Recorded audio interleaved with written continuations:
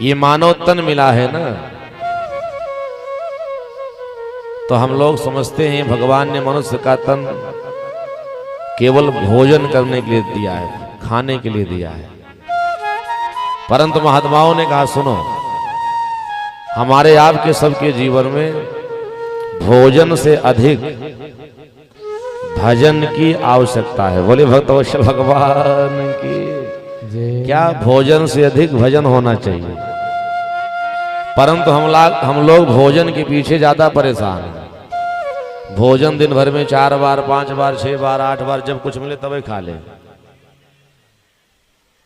याद रखना, हमारे धर्म शास्त्रों में बात बार बार कही गई कि मानव तन मिला है तो भोजन से अधिक भजन होना चाहिए, भोजन से अधिक भगवान की कथा जीवन में होनी चाहिए। परंतु हम आप सब केवल भोजन के पीछे परेशान। अब जरा विचार कीजिए, भोजन से अधिक भजन की आवश्यकता मानव जीवन में क्यों है, जरा आप सोचिए। हमारे धर्म शास्त्रों में महात्माओं ने कहा कि सतम विहाय भोक्तव्यम। अगर हम आप सब भोजन न किए हो, हमारे आपके सबके सामने 100 काम पड़ा हो करने के लिए, 100 काम,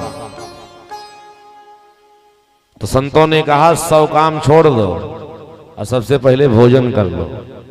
सतम विहाय भोक्तव्यम, 100 काम छोड़ के भोजन करना चाहिए। नोट कर लीजिएगा हाँ इसको। सहस्त्रम स्नानम आचरेत, और अगर स्नान न किए हो और सामने 1000 काम पड़ा हो करने के लिए, तो संत जन कहते हैं कि जीवन के 1000 काम को छोड़ के सबसे पहले हमको आपको सबको स्नान करना चाहिए। 100 काम छोड़ के भोजन और 1000 काम छोड़ करके स्नान। अगली पंक्ति में महात्माओं ने कहा लक्ष्यम विहाय दातव्यम। 1 लाख अगर काम मनुष्य के जीवन में पड़ा हो और कहीं पर राम कथा हो रही हो, भागवत कथा हो रही हो, कहीं पर यज्ञ का कार्यक्रम चल रहा हो, बढ़िया दान पुण्य करने का अवसर मिल रहा हो, तो संत जन कहते कि जीवन के 1 लाख काम को छोड़ दो और सबसे पहले दान करो। याद रखना,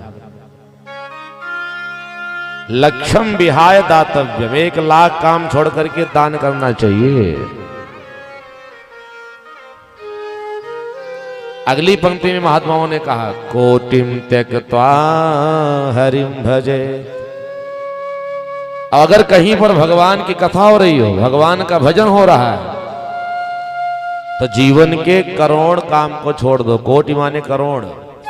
कोटिम त्यक्त्वा हरिम भजे। ध्यान देके सुने, 100 काम छोड़ करके भोजन, 1000 काम छोड़ करके स्नान, 1 लाख काम छोड़ करके दान और 1 करोड़ काम छोड़ करके भगवान की कथा और भगवान का भजन करना चाहिए। बोलिए भक्तवत्सल भगवान की। 1 करोड़ काम पड़ा हो करने के लिए। सच यह है किसी के जीवन में 1 करोड़ काम हो ही नहीं सकता। तो यहां पर यह भी कहा जा सकता है कि सर्वम त्यक्त्वा हरिम भजे। जीवन के जितने कार्य हैं, सारे कार्य को हम आप सब छोड़ के भगवान का भजन और भगवान की कथा सुने। अच्छा क्यों? भोजन से ज्यादा, भोजन 100 काम छोड़ के करना चाहिए और कथा और भजन 1 करोड़ काम छोड़ करना चाहिए। तो भोजन से अधिक भजन की आवश्यकता क्यों? क्योंकि जो लोग भोजन करते हैं उनसे जाके पूछिए, भोजन करने वालों के जीवन से, भोजन करने से मनुष्य के जीवन में क्या लाभ है। जो प्राणी, जो जीव भोजन करता है, ये शरीर स्वस्थ रहता है। भोजन नहीं करेंगे स्वस्थ हो जाएंगे। खाना पीना छोड़ दें, बताओ 10 दिन में उठना बैठना मुश्किल हो जाएगा। शरीर की स्वस्थता के लिए भोजन की आवश्यकता है। परंतु जितने भक्त यहां बैठे, जरा विचार कीजिए, हमारे आपके शरीर में सबसे ज्यादा श्रेष्ठ अंग हमारा आपका कौन सा है? आपने संसार सागर में देखा होगा जिनके दोनों नेत्र नहीं होते यानी आंखों से दिखाई नहीं पड़ता, वो भी अपना काम चला लेते हैं, किसी न किसी तरह जीवित हैं। जिनके कानों से सुनाई नहीं पड़ता काम चल जाता है। जिनके दोनों हाथ नहीं वो भी काम चला ले रहे हैं। जिनके पांव नहीं यानी चलने में असमर्थ है वो भी अपना काम चला ले रहे हैं। कितने ऐसे मिलेंगे सज्जनों जिनके पास बोलने की शक्ति नहीं, बोल नहीं पाते, फिर भी काम चला ले रहे हैं। संसार सागर में ऐसे लोगों को आपने देखा होगा, हाथ पांव शरीर का कोई अंग प्रत्यंग काम नहीं करता, फिर भी लोग काम चला ले रहे हैं। यहाँ तक 32 दांत में एक भी दांत न हो तब भी लोगों का काम चल जाता है। बोले भक्तवत्सल भगवान की। शरीर का अंग प्रत्यंग अगर नहीं होता तो लोगों का काम चल जाता है। परंतु याद रखना, हमारे आपके शरीर में सबसे ज्यादा श्रेष्ठ कौन सा अंग है? हमारी आंख, हमारे कान, हमारी मुख, हमारे जीवा या जो भी शरीर के अंग हैं, इन अंगों में कोई एक अंग न रहे काम चल जाता है, लोग काम चला लेते हैं।